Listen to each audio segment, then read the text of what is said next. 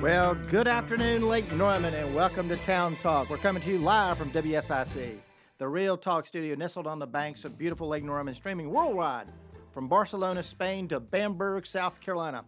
I'm Bill Russell, your host and president of Lake Norman Chamber of Commerce, the largest chamber of commerce in the Charlotte region. This is a program where we discuss topics that are impacting your family, your friends, your neighbors, your business, from my neighborhood to yours. My guests today are Dan Houston. He is the president of 1750 Group and Dan Houston Associates, and Webster James, past Kiwanis governor and owner of Comprehensive Communication Services, LLC. But before we get started, this morning, if you were watching Good Morning LKN, Justin Kazepis was talking about his batting practice, and we have Bill, the producer. You didn't get a chance to go out there and watch Justin batting yesterday, did you, Bill? No, unfortunately, he kept me back here. But if you didn't get a chance to see it, on the WSIC Facebook site, you can see Justin doing his batting practice. We have a little competition going. On September 28th, we're going to be at the D-Bat batting facility, and we're going to see just how many hits we can get. I came in here about a month ago, and Justin was in there talking about how baseball was just a tad bit boring for him, and that he would just rather sit out there in the outfield, I think, going down on some snow cones. Is that what you're talking about, snow cones? Yep, you should have heard him this morning. I think we're starting to turn him a little bit. I Oh. think we are. Because the Braves are clinched, or is that the deal? Yeah. Hopefully. I don't even think he knows where the Braves are. Webster, are you a baseball fan? Well, if I'm a baseball fan, it will have to be the Yankees. Oh, well, I love the Yankees. Okay, Yeah. that's good. I've got a good friend that's. This hasn't been the best season in the world for the Yankees, though. It's actually been a tough couple of years for the Yankees. But my dad was a big Yankees fan. Matter of fact, in 1961 Yankees. Do you have a favorite player? No, No, no. Dan.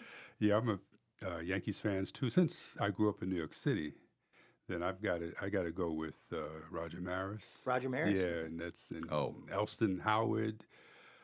These are the guys that I kind of grew up in and idolizing them and stuff. And so, yeah, I'm a Yankee fan. Unfortunately, you're right. They're not doing too well this season. Do you know? I asked my father. I asked him who his favorite player on that '61 team was. Was it Maris? Was it Mantle? Yogi Berra was on that team. Bobby Richardson. Yogi Berra, Bobby Richardson, who later went on to coach at USC. Now you could South Carolina. You're naming all the superstars. Oh yeah. that's- All the guys that really made a difference. Now the new guys, there's some really talented people out there, but yeah, Maris and Mantle, Mantle, you can't they beat. can't beat Do them. you know Yeah. though his favorite player was Clint Boyer? Do you remember the name Clint Boyer? No, No, I don't. Clint Boyer was third baseman, but he also played shortstop. And my father said not only was he a good glove and a good bat, but he was a good man off the field. And that's what meant a lot to my father. You know, not only being the athlete, but being a good man off the field. That was important. that's very important. That's important. Yeah. I want to start with you, Webster. You are you're in the Kiwanis with me. I joined the Kiwanis in 2001. Been president of the club. I was president in 2006.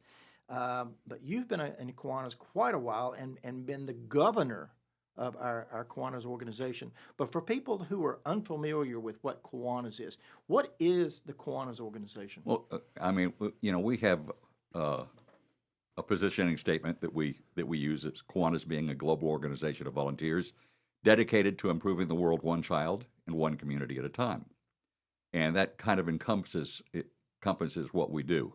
I've had the joy of being around Kiwanis for this coming January will be 50 years. 50 years. Wow. 50 years. I wasn't out of school very long when my wife, who was then my girlfriend, got me involved in her dad's club in Florida, and I've been a part of the organization ever since. I've served as governor. Now, governor is a little bit different in Kiwanis than it is, for instance, in Rotary. In the Rotary organization, a governor of a district, there may be 10, 11, 12, 13 clubs within a district. Within the Kiwanis district, for instance, our district is North and South Carolina, all of the Kiwanis clubs in both states. So it's a lot of geography to cover if you're going to be governor. And then those smaller areas, we have lieutenant governors. I also was blessed with 3 years on the International on the international board. I served on the international board and got to travel to different Kiwanis districts around the world. I was also advisor at the international level for Key Club International, which is the high school group of young people that happens to be the largest high school service organization in the world. Can anybody join Kiwanis? If you're 18 years of age or older, you can join Kiwanis. If you, for instance, our club, we meet here at Brooklyn Pizza Brooklyn South, and we meet at noon on Thursdays. And that's in Cornelius. That's in Cornelius. If someone's interested in looking into Kiwanis, they could come by, have lunch with us. As a matter of fact, we'll buy lunch for them that day. Come by, have lunch with us, and learn about Kiwanis and what we do. This particular club, I have to say, I realize as a member for the last 6 or 7 years, and I've been president of this club also. Mm-hmm. But this has been one heck of a great group of people to work with, and what we do within the community. And we don't it's not just youth in Key Club or Builders Club or terrific kids in the elementary schools, but we've worked with Angels and Sparrows. Every year as a matter of fact, we'll be getting ready to do our turkey dinner project this year. Last year we served close to 300 families that were in need.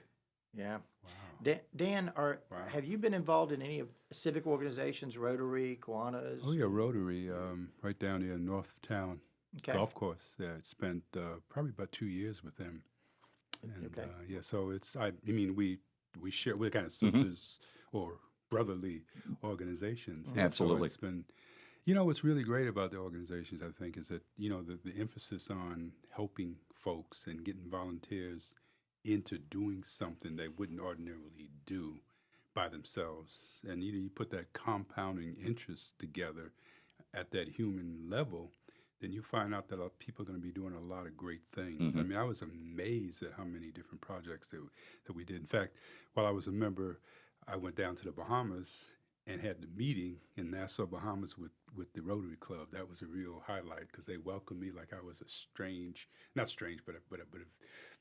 someone coming in as a VIP because I came from Cornelius, so North Carolina. So but it was really nice to see that kind of, as people move through the world, they have something that they can latch on to.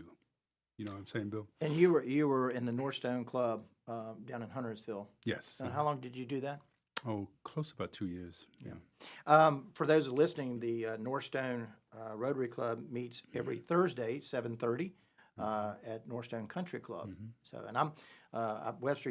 I'm also involved in Rotary. So I'm in the Rotary organization. We meet here at the Peninsula Club every Wednesday, and so I'm involved in both the Kiwanis Club and the Rotary Club. When we get back, I really want to talk about our diversity program and some of the things that we're doing, Dan, and why you got involved in it. For those of you who are listening to us, please come back. We've got a great discussion of our Diversity Council, and I'll be right back. I'm your host, Bill Russell, Town Talk.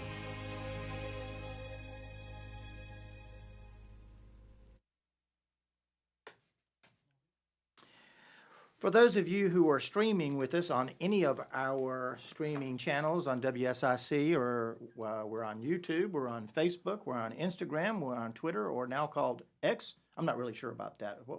What's the thing with the X thing? It's kind of like Prince when he went to the symbol. I'm no longer Prince. I'm the symbol. So maybe it'll get back to Twitter. Who knows? But we're still streaming with our audience.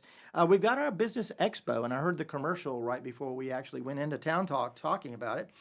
Tuesday, October the 10th, that's going to be 11 o'clock to 5 o'clock at the Huntersville Recreation Center. Sponsorships are sold on that, but we now have registrations are open, and I think Bill's got a little video clip. Bill, can you play that video clip of the expo?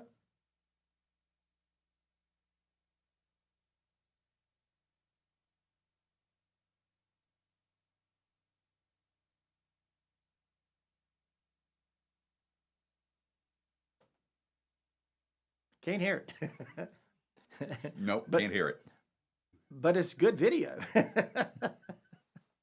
Well, we'll work on the I just want to know if the Kiwanis booth is in that video. Well, I don't know if the Kiwanis booth is in it or not. But those of you who are watching it as we're streaming, we'll fix that sound later. But we do have the expo taking place. Again, it's October 10th, taking place 11 o'clock to 5 o'clock at the Huntersville Recreation Center. It is open to the public. We encourage them to come out. It is the opportunity for the Chamber of Commerce to showcase our business community. Webster, you were mentioning we typically have nonprofits there. Yes. Kiwanis has always had a place. Why do you think it's important for the Kiwanis and businesses to be able to showcase in the Business Expo? Well, it gives us an opportunity to kind of, the old saying was press flesh, get to know people, let people understand what it is that we do within the community, and then offer them the opportunity to join us. So it's, the people that are there that are in business are also looking for ways to maybe serve within the community, maybe to reach out and do something other than just being in business, in the real estate business or banking or whatever business it is, healthcare. Joining a service organization gives you an opportunity to join a group of people that are like-minded, that really want to make a difference in the town that they live in. Whether it's with youth, with hunger, there's just so many things that we can do to reach out and make a difference. And Dan, I know you participated in your first one last year. Or was it the first one you came to last year? The first one, yes, last Okay. year. It was good to have you out there as well. For those of you streaming, we're going back to live in just a few seconds. And please stay with us on Town Talk. Hours tonight, partly cloudy with an overnight low around 61. This has been your weather update from the WSIC Weather Center. Now, more Town Talk with Lake Norman Chamber President Bill Russell on the new 105.9 100.7 WSIC. Welcome back to Town Talk. I'm your host, Bill Russell. We have Dan Houston, the president of 1750 Group. He's also the chair of our Diversity Council, and Webster James, who is in the Kiwanis organization. I want to go back to you, Dan. We started a diversity council with the Chamber of Commerce, the Lake Norman Chamber, in 2008. And we did a lot of different programs. But what are some of the things that the Diversity Council is doing with the Lake Norman Chamber of Commerce? It's such a great committee and such a great part of the chamber. I think what happens a lot of times is when you have a diversity council, it opens up the chamber for new types of members who are looking for something like the chamber. And sometimes a lot of folks in the diversity community, and I'm talking about people who are disabled, who might be what we call neurodiverse. I'm talking about veterans. I'm talking about, of course, women and people of color and people who are immigrants, newly arriving folks to our region who happen to have a business. And they'll see the chamber and they'll think about, well, I'm not sure if I really belong to that. Can I fit in there? And what we've done, and I got to tell you this, give kudos to you, Bill, for bringing it to the table here in Lake Norman. But when they see the Diversity Council, it just lights people up. Because now they feel like, well, I can go there and there'll be people just like me, looking like me, talking like me, gone through the same kind of experience I've gone to. And I think it really increases the bond in our business community. Makes them feel that they have a voice. There you go. A voice and also a way to express their experience. And should I say their challenges too? Because there's some unique challenges that people come to the community with. And you talked about children and, food scarcity, in some cases, housing. Capital is a big thing for a lot of folks who belong to our diversity. How do I continue to improve on, my business, expand my business if I can't get access to capital? And so, and sometimes it's as simple as being able to understand how to go into a bank and get a checking account. Right. Something that's simple. Dan, in 2016, we had the Charlotte riots here after the Keith Scott shooting. And I was completely blown away watching. I was watching on Facebook the riots going on in downtown Charlotte, the reaction of people. You had the police, and you had people that were right up in the police faces, and I couldn't believe there was violence taking place. And I remember talking to Chris Haley, and for those of you who don't know Chris Haley, he was also the chair of our diversity council. Chris was an African American man. He was in his probably at that time late 40s, 50s. Had been a highway patrolman. He was a conservative. He had run for I think either the state house or state senate as a Republican. So a conservative Republican African American, which is sort of an anomaly. There's not many of those. You could fit him in a telephone book. And I literally was very close to Chris Haley, and I called him up and I said, "What the heck is going on?" Yeah. I mean, I thought we were so far past this, and he was quiet for a second, and he said, "Bill," he said, "what you're seeing is we've reached a tipping point, and it's boiling over." And he said, the fact is, you can't see through my eyes. You don't have my experiences. I can't see through your eyes, but it's a tipping point." But I was really, I couldn't believe that was going on in our community. Well, actually in Charlotte. Yeah. But can you talk about that a little bit?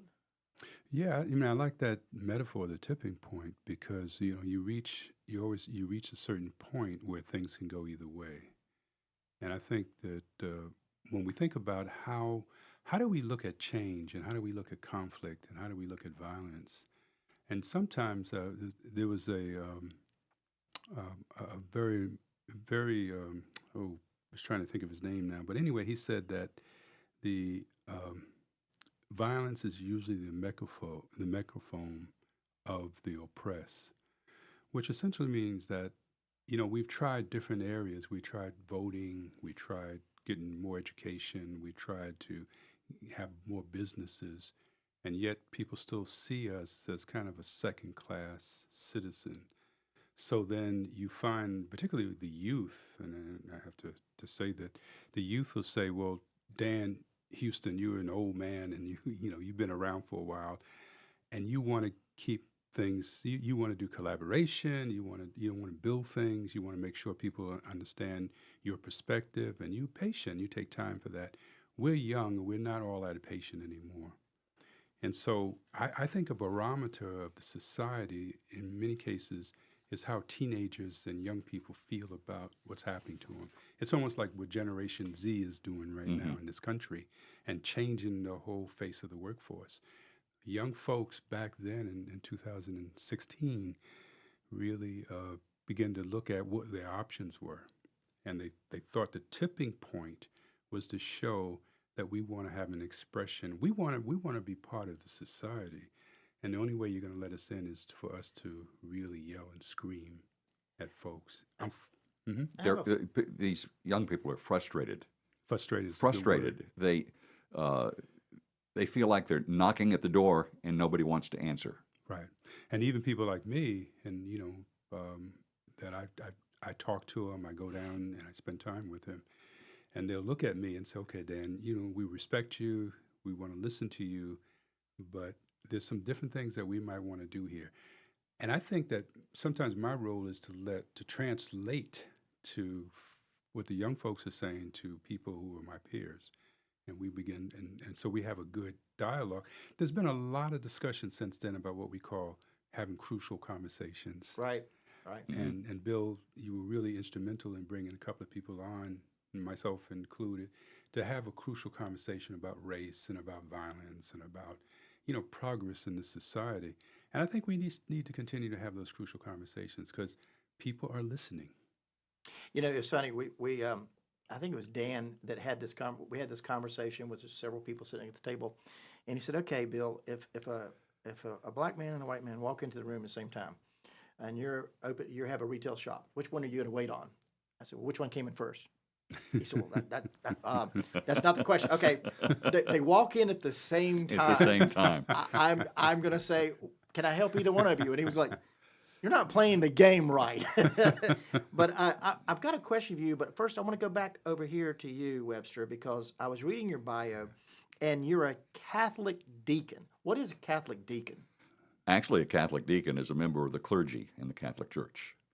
My brothers and sisters in a lot of our Protestant denominations, deacons. And deacon is the word deacon in and of itself means service. And but in the Catholic Church, there are 3 levels of organization. And I'll start with the deacon. There are 2 types of deacons in the Catholic Church. One is a transitional deacon. They will be ordained a priest at the next level, and then finally, if they get that call in the middle of the night from Rome, they may be asked to be a bishop, and then they're ordained a bishop. Wow. So there are 3 levels of ordination. I happen to be a permanent deacon. As a permanent deacon, I can be married, have children. Mm-hmm. So I'm that member of the clergy within the Catholic Church that has a family.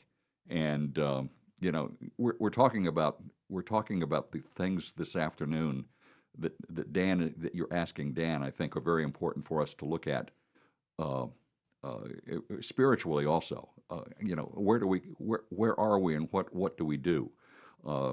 I can remember in eastern North Carolina, when I lived in that part of the state, that we had African American Catholic churches and we had pretty much Anglo-Catholic churches. And I remember many years ago, the bishop decided, no, we're not going to have separate Catholic churches. We are all going to worship together under one roof. Uh-huh. Boy, that was an experience to bring both groups of people together. But today I find we have African American families within our parish community, as well as Spanish-speaking people within our parish community, and the Anglo people. So the opportunities that Dan is talking about and the frustration I think that people have are real. Mm-hmm. Oh, they're absolutely. I mean, they're absolutely real. And I'd like to ask Dan one of the things that I've always wondered. When people are protesting, one of the things that has always kind of, I guess, bothered me in a way is in some of those cities across this country where there was lots of damage done, and to boot, a good portion of that damage was damage to African American businesses. When the young people and the people that were protesting were doing all of this, mm-hmm. I just, how can you damage someone's business and it's in your own community? Yeah. Does that make sense? Mm-hmm. It's such a good question, and I think I can't tell you how many discussions, debates actually I've had on that, and I think it boils down to, again, if people perceive it's their community, mm-hmm. then they won't do it. But if they perceive that it's like someone coming into their community, it's almost like colonialism in some African countries, that people come into the community and they don't really, there's no investment in the community. Okay. They don't have anything to do with Parks and Rec. The churches are, isolated. They don't come out into the community at all. The education system, they have no votes on the Board of Education. Mm-hmm.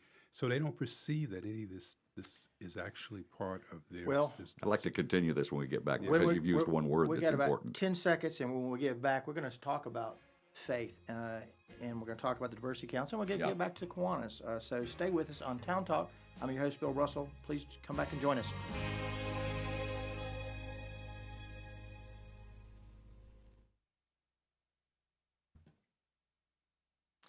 Interesting discussion, and I want to continue that. I want to talk about faith and family when we get back, talking about that, and then we're going to go into the diversity topics and one of the things our Kiwanis does, working with special needs adults. But want to remind people that are listening and you're streaming, we're live on WSIC, but also on Facebook, Twitter, LinkedIn, and all of the other streaming devices. And X. And what is it? And X. And X. Yes, and on X. So in addition to the expo that we talked about in the last segment, the Chamber is hosting candidate forums. And we're going to have our first forum Thursday, October 12th, 2 days after our expo, in the town of Cornelius. We have 2 people running for mayor. We have 10 people running for the Board of Commissioners. So that will be at Town Hall, 7 o'clock to 9 o'clock. Then we're actually going to host 2 candidate forums in Huntersville, because we have 3 people running for mayor, 16 people running for town board, for commissioners. So we've got to have 2 different forums. I'm going to be going to the town board meeting this coming Monday night, And 15 minutes before the town board meeting starts, Mayor Melinda Bells is going to draw out of a hat the 5 commissioner candidates that will be appearing with the 3 mayoral candidates on the 17th. So it'll be totally random.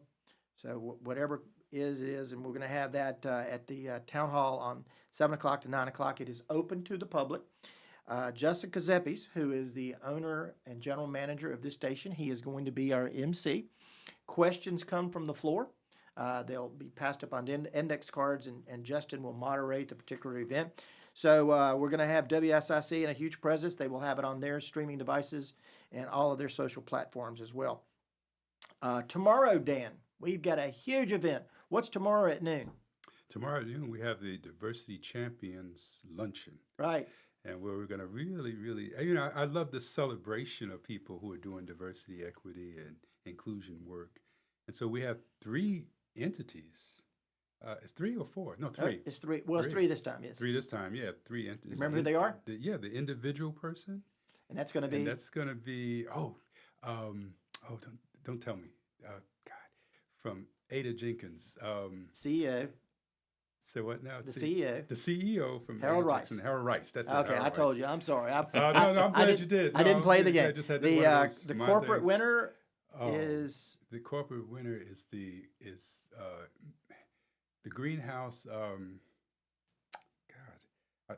let me help you again. Metrolina Greenhouse. Metrolina, and I You were can't right tell you there. how much my wife has spent money in that place. But You're right yeah. there, and And- then the and nonprofit. then the nonprofit. Then we Remember have that one? Hearts and Hands. Hearts and Hands Food Pantry in Huntersville. So those are our winners. The topic is going to be on re-engaging veterans into the workplace. Yeah.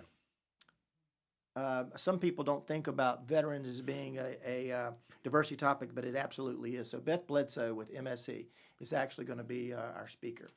Yeah. All right, for those streaming with us, we're going back live in just 5 seconds.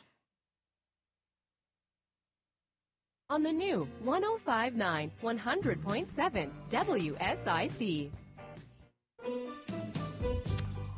Welcome back to Town Talk. I'm your host, Bill Russell. I have Dan Houston. He is the president of the 1750 Group and chair of our Chamber's Diversity Council. Webster James, who is the past Kiwanis governor and owner of Comprehensive Communication Services, LLC. And gentlemen, right before we went to break, I was talking about the riots and some of the violence that took place not only in 2016, but across the nation that we saw right during the pandemic. And one of the things that I really thought about was the diminishing presence of faith and family.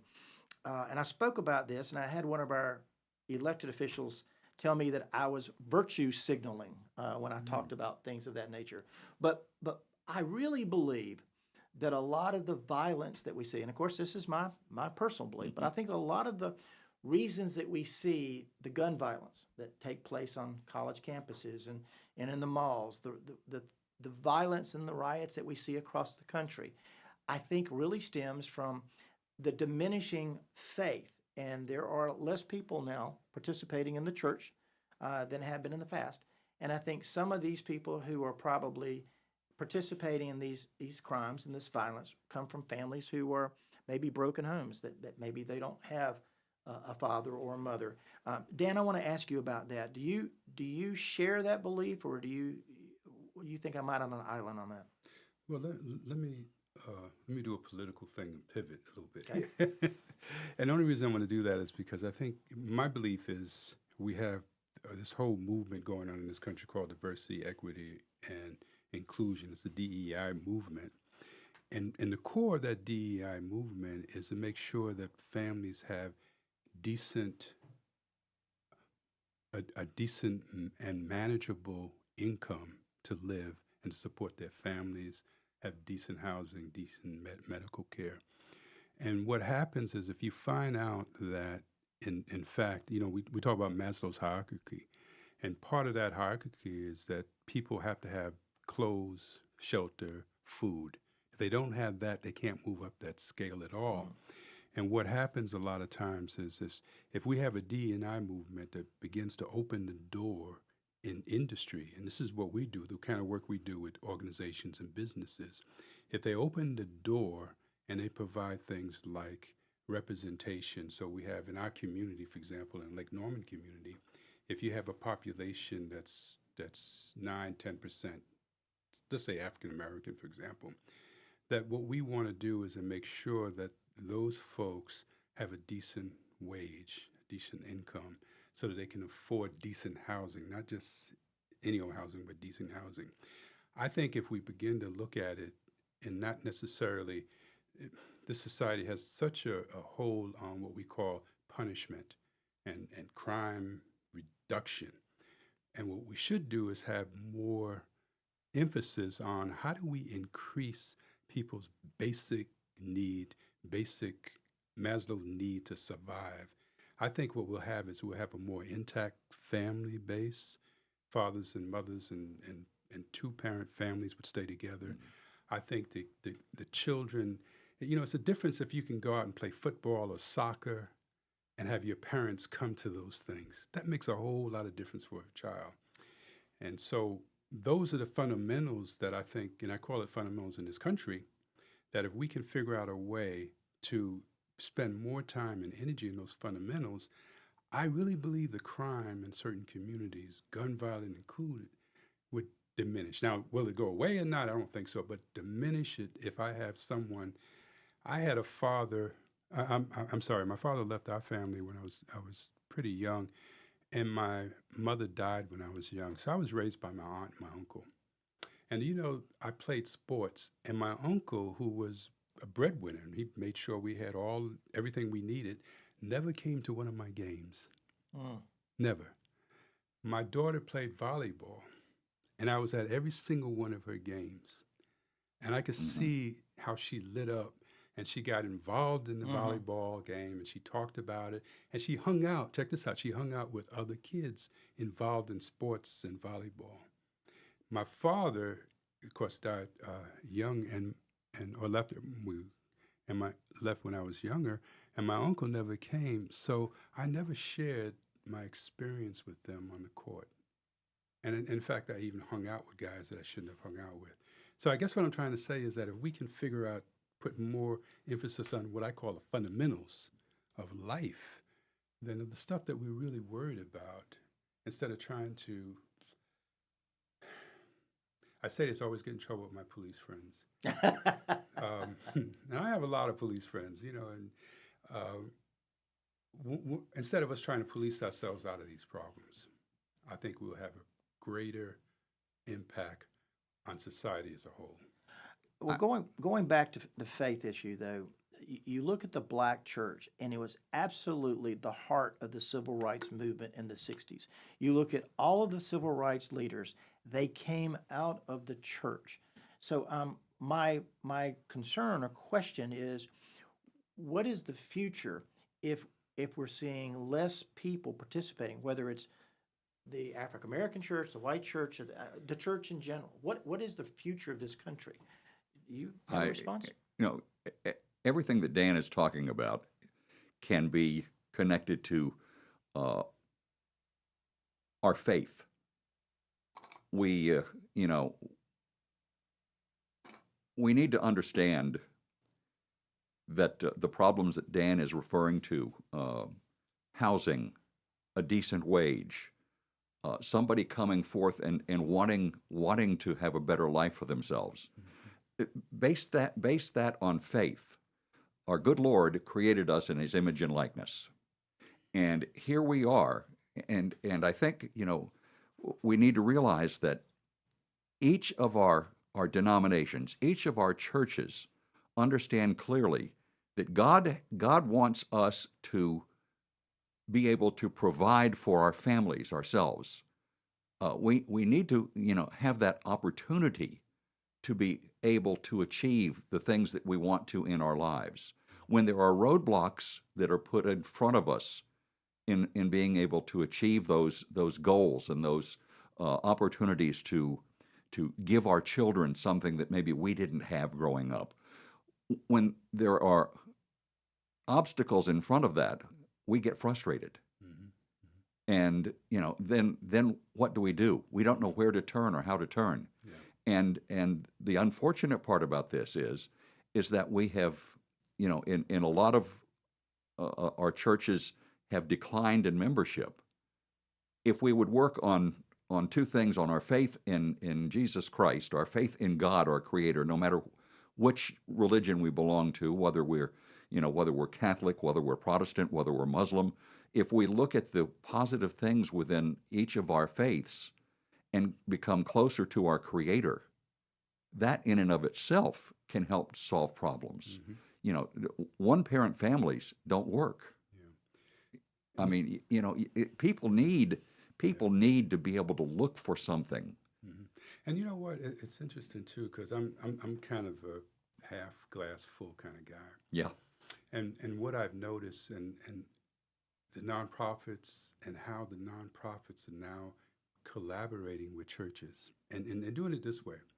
The leader of a nonprofit is, and I'll just use Christianity, is a Christian who goes to church, and maybe he's a deacon in the church, he's a leader in the church. And then when he leaves Sunday, he goes from Monday through Friday, he's a leader in this nonprofit organization. And the nonprofit organization might be dealing with kids. So you see, even though those kids and their parents may not be going to a church, there's that intermediate person who's actually going to church, praying for them. He's basically providing resources from the church to the nonprofit. And then these kids are benefiting from that. And that's the thing when I look, and I've talked to quite a few nonprofit leaders, and part of my business as a diversity trainer and as a leadership coach, when I talk to them about what they're doing, their eyes light up because, yeah, I have 250 kids that I'm responsible for, which is about 100 different families that they're responsible for. And if you multiply that by the number around this country, we find that there's a certain kind of movement that's not getting reported in the press. And, the newspaper is always more concerned about if it bleeds, it leads. Right. And so what we have is we have all of these things going on. So, for example, I always tell folks just a third of African-American families are below the poverty line. A lot of people don't realize that. So 66% of African-American families are either working Ford company or they have some trade that they're doing there. And a lot of them are professionals. And they raise their families. They're trying to do what a lot of folks do. A middle-class family is trying to keep their kid safe in an environment in a school environment that may not be all that healthy for them. But so we have a situation where I think the church is involved, but it's kind of like involved in an indirect way. In other words, the civil rights movement had church leaders, and that was a period in the 60s and 70s and 80s. And now in the 80s and 90s, we have a different type of leader. And it's not the political leader. My feeling is a lot of these folks that are in Kwanzaa and I'm sorry, Kiwanis and Rotary and fraternities. Like I belong to a fraternity. Well, we've got about 10 seconds before we go to break. We come back. We want to talk more about the Diversity Council. We want to talk about some of the things that Kiwanis is doing. Please come back and join us on Town Talk. I'm your host, Bill Russell. Thank you for joining us today. We'll be right back.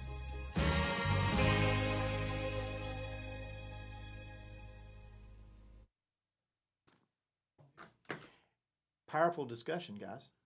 This is. I mean, we could go on for 2 or 3. I was just thinking we could do a 2 or 3 hour show on just talking about opportunities for people and diversity within our communities. Justin calls Bill Blakely in the other room, Bill on the sticks. Bill, we'll take over one of the Good Morning LKNs one day. Oh, that would be good. But I like Please, you're invited at any time. I like the way you talk about opportunities because that's to my, you have resources and you have an opportunities. And I think that's what we're trying to now create, opportunities and resources. And I think that'll do wonders to building up our families and our communities. Absolutely. One of the things as you were talking that I think is important too, you were talking about those people that are in their churches on Sunday and then they go back into the secular world on Monday. Yes. Oh, and yes, they are trying to make a difference. But the truth of the matter is that if we would put together our Christianity and our service. I think that bringing faith back into our everyday lives is important. Yeah. Secularism is dividing us in so many ways. Yeah. That was my whole point, and again, accused of being virtue signaling. What? A couple of chamber events real quickly. Tomorrow night, the chamber's business after hours is Carolina Biooncology. Again, that's tomorrow night. That's in Huntersville. We hope that you can join us 5:30 to 7. Networking event, and then on Friday, we're having a virtual discussion. Our Attorney General, North Carolina Attorney General Josh Stein, is going to be joining the Chamber of Commerce in a virtual conversation. So if you want information on either one of these, call us the Chamber of Commerce tomorrow.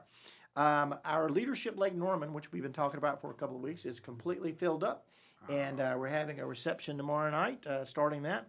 But Junior Leadership Lake Norman for high school juniors. So if you know somebody who is a junior this year, rising junior, in any of our schools, whether it be CMS, Lake Norman Charter, Davidson Day, private, or homeschooled, they can participate in our Junior Leadership Lake Norman. Call the Chamber of Commerce, and we'll be happy to send you an application on that particular program.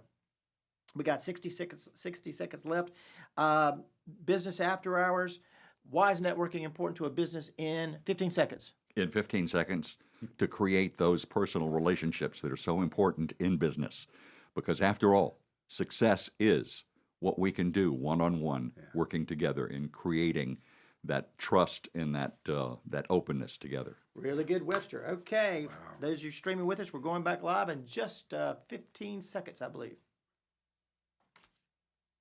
Overnight hours tonight, partly cloudy with an overnight low around 61. This has been your weather update from the WSIC Weather Center. Stop dreaming about the perfect lawn and make it a reality. Drum Landscape Supply now offers personalized lawn plans. Visit drumlandscapesupply.com and collaborate with our experts. Drum Landscape Supply, your local one-stop landscape shop. Town Talk continues now. Here's your host, Lake Norman Chamber President Bill Russell on 105.9, 100.7 WSIC. Welcome back to Town Talk. I've got Webster James. He is a past president of our Lake Norman Kiwanis Club. Dan Houston, who is the chair of our Diversity Council. Before we went to break, and we haven't talked about either one of your businesses, but I want to share this. One of the things that we worked on last year, recognizing in our diversity program, was the special needs adults. We don't really sometimes think of them as being a diversity topic, but they absolutely are. And we had a great panel discussion about employing special needs. Webster, we have a group within the Kiwanis organization called the Action Club. Share with our listeners, what is the Action Club? Well, the Action Club is exactly what you were just talking about, giving people with special needs an opportunity to give back to their community in the ways that they find that are, creating an atmosphere for the group and for individuals to have a wonderful, productive life. And I can tell you, we recently had a gathering at the bowling lane, and I think you need to have that meeting every month at the bowling alley at Spare Time because we had so much fun. I mean, it was absolutely wonderful. The only thing that went wrong was Bill was standing there watching a pizza just slide off on the floor, and I don't think he's recovered from that one yet. But I mean, the Action Club, we work together as a group. We were talking about earlier about diversity, about giving people opportunities. There's a fellow that I want to mention, and Bill, you have made the Action Club in this community a success, but you've got a guy that works with you. I'm on the board for this group. Absolutely. But Steve McElwain is someone that I think everybody should have an opportunity to meet. He's a blessing. And he is such a blessing to the members of the Action Clubs all over this area. He has done so much for the members of these clubs. I just can't pat him enough on the back. He's wow. Dan, I've been working with the Action Club since 2006, and there are days that we're sitting in traffic congestion. We're out on I-77. If you're not in the toll lanes, you're not moving. Sometimes even in toll lanes, you're not moving. But we're met with congestion and frustration. Your days don't go exactly right. The Chamber of Commerce, today the phones didn't work. We're a Chamber of Commerce and we couldn't communicate. Some days it's just, you're just so frustrated. And then you go to these action club meetings with these special needs adults who have every reason in the world not to be happy, every reason in the world to be frustrated with their life, and they're laughing and cutting up and having such a great time. It gives you a different perspective on life. But I want to switch gears with you, Dan. You are a business coach, and I've told people, if you're in business, you need a business coach. You absolutely, you look at the best quarterbacks, the best golfers, they themselves have a coach that gets them through. But share why did you get into coaching, and who do you coach? Good question. And it's really my lane is leadership and executive coaching, and it's a wonderful place to be because I've spent probably about 30 years in management in different organizations. And so when I had a chance to be certified by John Maxwell, in fact, I spent some time with John Maxwell and Paul Martinelli, and was trained by some of their best coaches. And we have one of the largest coaching organizations in the world. A lot of people don't realize that, but we're nearing now about 40,000 certified coaches, the John Maxwell team. But what I do is I work with people within organizations, government, religious, corporate organizations who are in leadership positions, either at the first time supervisory or mid-level managers, all the way up to executive COOs, CEOs. And what I look at, quite frankly, are people who have high potential, but may not yet have realized their potential. They want to go a little bit further, and they're not sure how to do it, or they have been criticized by someone and they're feeling less than, or they have what we're now referring to this thing called imposter syndrome. I don't know if you heard that or not. Yeah. But I'm here, I've been promoted, but why am I here? I shouldn't be here. Someone's like a calling with a priest. Right. Gets in a call and he says, I don't know, why did God call me to this? I don't belong here. I don't have the skill set. So we have a lot of people who are in that kind of category where we work with folks to move them to the next level. And we work with inside organizations. So organizations actually pay us. We seldom get an individual that'll pay us, but I've worked with a lot with, with Mecklenburg County, for example, with a lot of their senior level managers. And the county would pay us to work with them over maybe a 6-month period.